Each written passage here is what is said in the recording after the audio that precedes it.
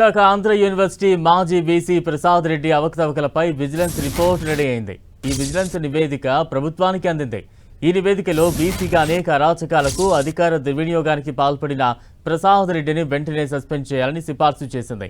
వీసీగా ఆయన హయాంలో జరిగిన నిధుల దుర్వినియోగంతో పాటు ఆయన అక్రమాస్తులపై ఏసీబీ దర్యాప్తు జరిపించాలని ప్రభుత్వానికి విజిలెన్స్ ఎన్ఫోర్స్మెంట్ విభాగం సిఫార్సు చేసింది. అలాగే ఆయనపై క్రిమినల్ చర్యలు చేపట్టాలని సూచించింది.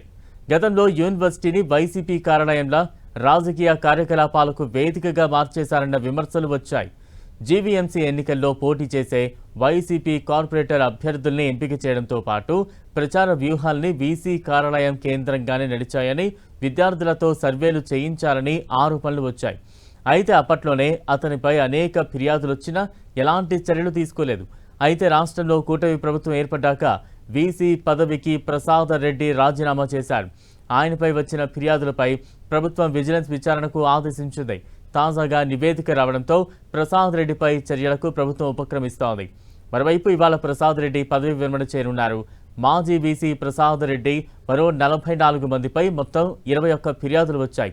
ప్రధానంగా నిధుల దుర్వినియోగం, దడ్డిదారి నియామకాలు, నిబంధనలకు విరుద్ధంగా ప్రవేశాలు, భవన నిర్మాణాల్లో అక్రమాలు, ఆదాయానికి మించిన ఆస్తులు, ఎమ్మెల్సీ ఎన్నికల్లో ప్రచారం వంటి తీవ్ర అభియోగాలు వచ్చాయి. వీసీగా ప్రసాద్ రెడ్డి నిబంధనల్ని అతిక్రమించి తీసుకున్న నిర్ణయాల వల్ల 10.60 కోట్ల రూపాయల మేర అవకతవకలు జరిగాయని విజిలెన్స్ తాజాగా గుర్తించింది. విజిలెన్స్ నివేదిక ప్రభుత్వానికి చేరడంతో ఆయనపై చర్యలు తీసుకునేందుకు సిద్ధమైంది ప్రభుత్వం.